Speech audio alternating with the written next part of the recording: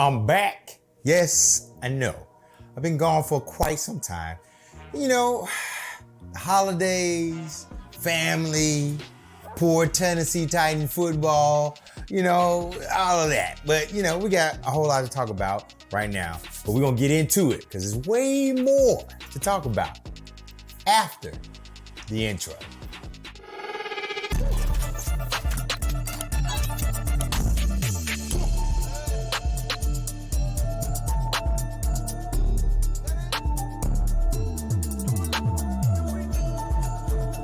Hey, welcome back to the channel. I'm your boy Bonafide, and this is Section 240, a channel all about the Tennessee Titans, but from a fan's perspective. Now, you know, I know, it's been a minute. Hopefully, you had a good Christmas, had a good New Year's, and you sticking to them New Year's resolutions. I hope that's what you're doing. If you're not, it's fine. I broke mine already, so hey, the gym will be there when I get there, all right? Now, it was plenty of football on between the Titans and the bowl season. Shout out to my Vols for getting that dub, shutout. Nico is the future, but that's another day. So since my last video, we lost to the Seahawks. We didn't need to recap for that one. And then we lost to the Texans again, this time in Texas. CJ Stroud and them, they took us up out of there. But yesterday we capped off the season with a win against the Sparkle Kittens. We played spoiler, so they ain't going to the playoffs, and neither are we. So that's a moral victory. I know we don't like moral victories around here, but that is some moral victory for us. Now, Derek played lights out. I think he had like over 150 yards, one thing, and we basically snuffed out the Jags, but guess what we didn't do? We didn't score 30 points. And now we're going on 2 years and counting, I think like 36 games since we scored over 30 points. But that's neither here nor there. Now, I wanted to talk about something. Now, during a presser before the Jags game, social media was all up in the uproar about Mike Vrabel dropping the F-bomb in his presser. When somebody, I think Jack Gentry or somebody asked him about winning or losing. Now, to me, personally, that was an Oscar-winning performance for Mike Vrabel. Because I'll give him a round of applause for that performance that he put on during that presser. Because to me, that answer did nothing for me. Yeah, you can cuss and say losing sucks and all that good stuff. Yeah. But yeah, it was performative to me. So that answer did nothing for me. And I'll get to it in a minute. So he did all that in the presser, and now we win the game. Derek potentially has a send-off game. But I think, me personally, and this will be another video, but I think Derek is going to come back. I mean, you know, he is a free agent this season, but I think he's going to be around Tennessee for a little bit longer. And, you know, today we're expecting to get, you know, the usual exit interviews with all the players we get today since the season is over. But in the famous words of Lee Corso, not so fast, my friends. See, let me set the stage for you, since you might not have been hip to all this. Let me talk to you for a little bit. So let me set the stage for you when it comes to all this. A couple of weeks ago, we were getting rumors about stories about Rand and Mike not seeing eye to eye, being a lot of contention, a lot of drama in St. Thomas Sports Park. Some of the stories were saying, and these were coming from people that may have been in the building or had talked to people in the building about how Rand was in over his head. He really didn't know what he was doing. He wasn't leading the efforts. Players weren't getting signed because of Rand being here. And basically, he wasn't doing his job. Now, it all sounded kind of weird when it first came out, because it would sound like, oh man, Rand, had all these rave reviews and it seemed like he was doing a good job, but now you're telling me he's not. So it all really stank to me. It was funky. And so Teron Davenport had an article that came out a couple of weeks ago that kind of seemed like to quell that noise of all this not working together. So those things seemed to die down. And then a few weeks later, a few days after that, it seemed like rumors about Mike Vrabel wanting to go to New England, if they let Bill Belichick go at the end of the season, started to pick up. They started to, gather and you say, hey, Mike is the one that Robert Kraft wants to replace, Bill Belichick, and all that thing like that. And then all of a sudden a story comes through from The Athletic. Diana Rossini, I think, is the one that wrote it, talking about how Mike was committed to the team and the organization. Basically, personally, me, I felt like I was, watching an episode of The Real Housewives of Nashville. So let me kind of tell you everything that transpired today. Let me give you a quick and dirty about that. So, like I said, today is the end of the season, and normally we would get these end of the season pressers with all the players. Either they were hurt or coming back on IR. We talk to the media reporters, tell them what they're going to do, what they're planning on doing in the off season, and then you would get a scheduled end of the season presser with Mike Vrabel, where he would talk about the season, what went good, what went wrong, what they plan to do in the off season. He would give you the coach speak and everything. So that's what we expected today. But when we woke up, it was kind of noticed by a lot of the local media that while the player exit interviews had been scheduled, Mike Vrabel's presser was nowhere to be found. Now, you could chalk that up to PR just forgetting to put the meeting out there, things like that. But we it was kind of funny, especially given that it's Black Monday. Some coaches already got fired, but whatever. So the players are scheduled to talk, and they talk with the media, and they keep mentioning how much they like continuity. Like Levis said that he loves continuity, he loves the way Vrabel. He said he talked to Vrabel, and Vrabel says he wants to stay. Other players. I think I saw an interview with Roger McCreary where he was talking about he doesn't listen to he sees the rumors, but he doesn't listen to them because he doesn't pay attention. He doesn't have time to talk about this. So all this is coming out, and it's feeling kind of weird if at least to me. And they're giving all these rave reviews about Vrabel. Now, while the local media is doing all of these pressers, Twitter is going, wow, like reports are coming here, that, from Jordan Schultz to Dinah Rossini to Ian Rappaport to Adam, Tom Pelissero, all these people are talking about how there are rumors of Mike Vrabel being interested in the New England job, and how I saw one report, I think from Josina Anderson later on in the day, about how, it's 50-50 right now if Mike Vrabel even comes back. So now we got all that coming. So we got the players talking about Mike Vrabel. Now we got outside, national media sources. And if you're a Titans fan, the national media doesn't talk about us at any point in given time unless it's something bad or something really, really good. But 9 times out of 10 it's bad.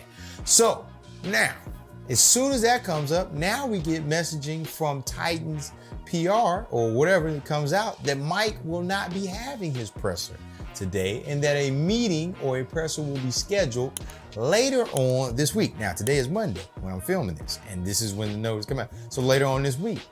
So now social media is literally on fire because those reports still keep coming in that it could possibly be happening. And then all of a sudden, now Jared Stillman, who would be considered a good local Nashville source when it comes to the Titans, jumps on 102.5 The Game and starts mentioning that he talked to a league source about Mike, and he said that Mike was going to demand, now these are his words, not mine, that he was going to demand that Amy Adams Strunk put a person over him and Rand Carthon, like a football operations VP type person, to kind of oversee those decisions. Now, he said he didn't want to have final say, but he wanted to have a say in who that person was or the decisions. That's what I got. And then Jared went on to say that don't be surprised that Mike Vrabel could be fired today. Say don't rule that out, because he said that, and I'm paraphrasing him, that there have been some blow-ups between Mike Vrabel and ownership in there. I'll try to post a link to the tweet or to the show, the segment, if I can find it in the description. So that's like the real quick and dirty about everything that's happened today. Now, what does Bonafide think about all this? Well, you came to the channel, I'm giving you all this information, but what do you think about it? Now, because remember, these are all rumors, but the saying, where there's smoke, it is usually fire. And right now, I think Titans fans are about to die from smoke inhalation right now, because it's getting kind of ridiculous right now with all the rumors. Now, this ain't scientific, and this is just me talking now. This is bona fide. But these rumors about Mike being traded to New England to take over for Bill, they've been going on for a minute. And if you, I'm gonna post a picture. If you see somebody smile at somebody like this and somebody look at you like this, I mean, you know that look. If look at this picture, you know that Robert Kraft is willing to do anything to get Mike Vrabel in New England. So what's my honest opinion? What do I think about this? How do I feel about it, knowing all the rumors, speculations, the pressers that he said where he said he wanted to be here, pressers where he said, you know, nothing's going on, all these reports. Honestly, I tell you right now, Mike don't want to be here. He doesn't. He doesn't. Look, I said it. He does not want to be here. I posted on my Twitter that if Mike Vrabel wanted to be here and he wanted to crush all this noise, he wanted to silence all of these rumors and things like that, he simply would have gone on with business as usual. He would have had his presser. He would have talked to the media. He would have addressed those rumors. He would have cussed again in a presser and said, hey, those rumors are effing BS or whatever he would have said in that regards. But he didn't do none of that. He didn't do any of that. He didn't even put out a personal statement. He chose to do nothing. Now, that's his choice. He doesn't have to do anything to quell the rumors or anything like that. But that silence, man, whoo, definitely. Now, I don't know what happened or when the relationship soured, but it did very quickly because these rumors came, I want to say like right after the bye week when we lost overseas to the Ravens. Like all of this stuff started to pick up, and like, as you know, winning cures all, but losing amplifies everything. Now I've heard stories about how Mike, you know, went to Amy Adams Strong and asked if Ryan Cowden, who's now with the Giants, but used to be our like assistant interim GM when John Robinson was going to go, that asked that he would be the GM pick to be there. Somebody he's familiar with, things like that. Now, and she kind of, I guess, either agreed to it or said, yeah, that's, you know, that's something that we can do. And that never materialized, you know, so maybe he felt slighted when Rand Carthon, who was a part, you know, it's widely known that he came from the NFL Accelerator program. The league had pushed him towards, you know, being given a spot or a chance, an opportunity to be a GM, and Ms. Amy took and ran with it. Now, in any case, Rand, in my opinion, did an admirable job with the timing that he had and the money that he had and the position. I mean, remember, when Rand came in, we re-signed Jeffrey Simmons. He picked up DeAndre Hopkins. We got, you know, good free agents, Key, Aziz, Sean Murphy-Button. The only slight that I can see on, if you want to consider from a player acquisition part, is Andre Dillard. Andre Dillard was terrible, but for the most part, outside of Andre Dillard, Rand did an excellent job. So in my case, it looks like Mike looks like a little petulant child, like he's whining, especially if he's the one asking for like this so-called arbitrator to be over both him and Rand. If that's any truth to that, which, you know, I don't know for sure. So, you know, obviously we're just talking about these rumors, but if that is true, you know, and don't get me wrong, I probably said on this channel and other videos, you probably can go back and find it, where I said Mike is a good coach. And I think he is a good coach. I think he is a player's coach. I think, you know, people have raved about him for years. And that's even before he got here as a good coach. And then we've had success with Mike Vrabel at the head coach position. You know, took it to the AFC Championship game. We've been part of the playoffs. But like some of the contortions and some of the back bending that people are doing to like defend, like even in the local media and Titans fans on social media, even what they're doing to defend Mike Vrabel, and how if we lost him, you know how far, you know how down we would be, you know, it's kind of disgusting, it's kind of nasty, you know, things like that. You know, if you start to think back, you step away from it, you get your fandom out of it. We're 13-21 over the past 2 seasons. We've missed the playoffs for a second straight season. And now we got Mike Vrabel saying what he wants to happen when all we get is coach better, gotta coach better, gotta play better, all that coach speak, but we ain't seeing results on the field. But he feels like he has enough leverage to demand what he wants. Now, again, speculation, but you know, the way he acted, you would have thought he had already won 2 Super Bowls for the Tennessee Titans, and the way people are falling over themselves to defend him is not cute at all. So what do I think we should do? And I'm gonna wrap this up. What I think we should do? Let's give Mike Vrabel exactly what he wants. Let's send him to New England.